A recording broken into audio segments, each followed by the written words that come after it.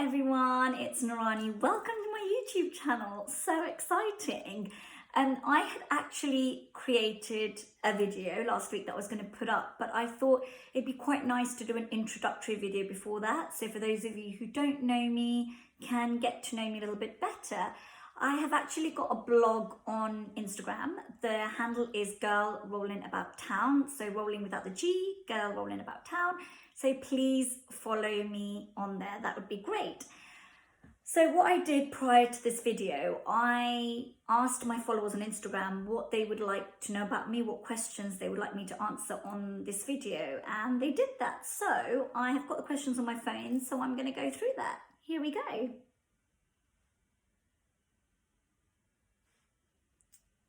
Bear with me while I just load them.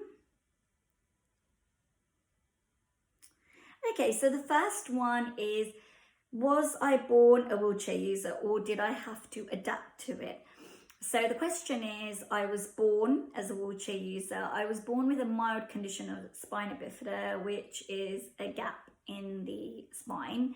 So I got my first wheelchair at the age of 5, and then I've been in one ever since. It was quite funny actually that I had to take wheelchair driving lessons to learn how to use the wheelchair, and my mom had to take a test as well to learn how to maneuver it. And then I have only really used manual wheelchairs. They suit me the best, and currently I've got this one that is a custom made one, and it's just super light. So yeah. The next question is, what obstacles have I come across? Before I carry on, I just want to mention that I'm not answering these questions in any particular order. These were just ones that people sent across and I'm just answering them. Obstacles, that's a really big question. I think I might have to save that for another video, because I think I could have a video just in itself on that. Tell us about your childhood. Okay, that's a good one. So my parents are actually from Nairobi in Kenya, but they lived and worked in Ireland for 17 years. So they lived in an area called County Kildare, and I was actually born in Dublin, and I lived there. So I went to nursery school there. I lived there till I was 5, and then I moved to London.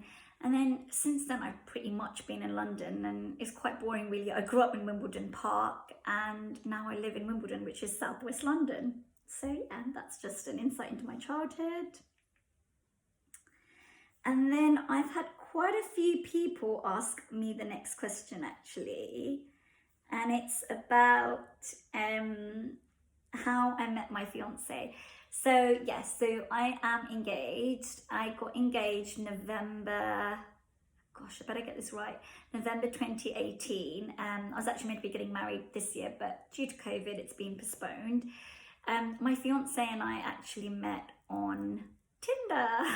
I think online dating can be so mad to kind of work your way through, and then Tinder's a whole nother ball game, isn't it? I guess I tried quite a few dating websites and I hadn't been successful, and I decided to change my approach a bit. I'd kind of been on the ones that people said were more credible, like Match.com, eHarmony, etc., and I wasn't having any luck.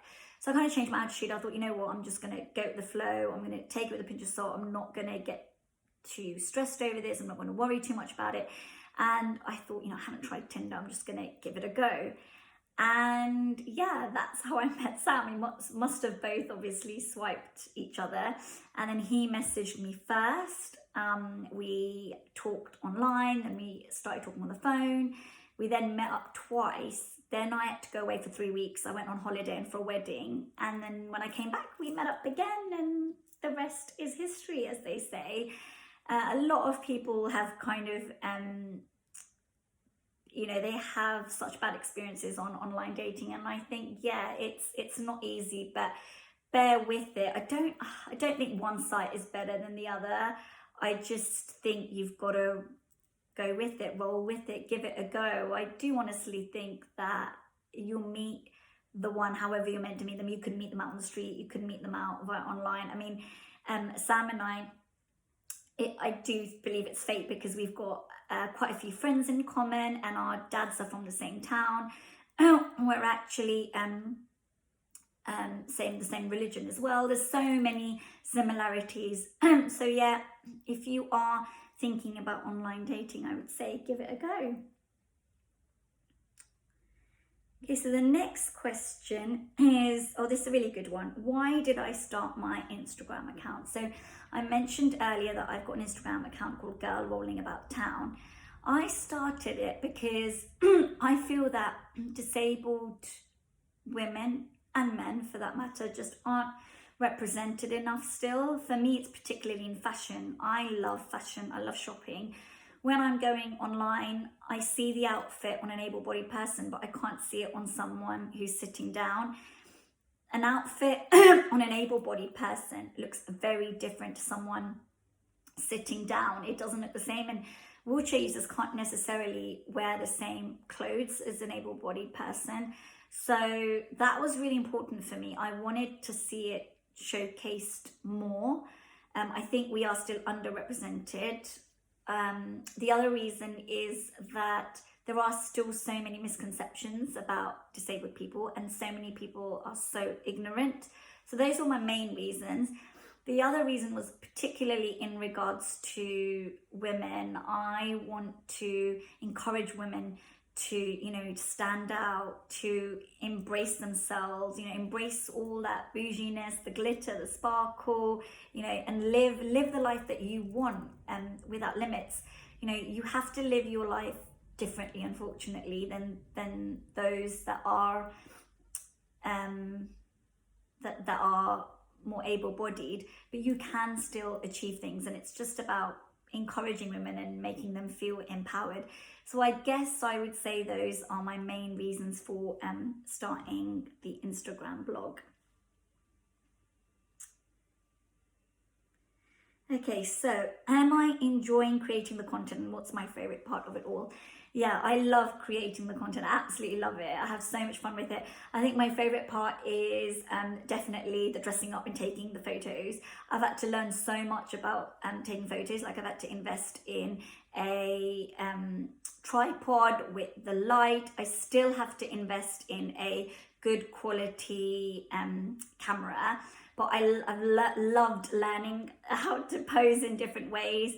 And the other thing that's linked to it is I really have to think about the type of photos I take to match the caption or the message. Obviously, if I'm getting out a more serious message, then my photo needs to reflect that. So yeah, I've loved doing that. And I think I've only got one more question. Okay. This is a good one to end on. What are some of the biggest assumptions people make about me? Goodness, there are so many, I wouldn't know where to start. But I think some of the most common ones, I guess, they have is that if I'm out with a friend or with Sam, they assume that they're my carers and they look after me and dress me. They also don't talk to me directly. A lot of people, they assume that I can't talk, so they'll ask Sam or my friends a question about me, it's just such an insult. They also assume that because I can't walk, I can't do other stuff, like I can't drive, or I don't go to work, or I just sit at home all day, and that could not be further from the truth. So yeah, those are some of the assumptions. But I think that's it. If you're still watching, thank you so much. So yeah, that should give you a brief insight into me. I am going to be posting my next video after this, which is a clothing haul. I won't give too much away, but it's a really fun one. And I think that's it. Thank you for watching. Please subscribe. And if you're not already following me on Instagram, it's Girl Rolling About Town. If you know someone who'd be interested or they could benefit from it, then please share the handle with them and tell them to follow. But thanks, guys. Take care. Bye.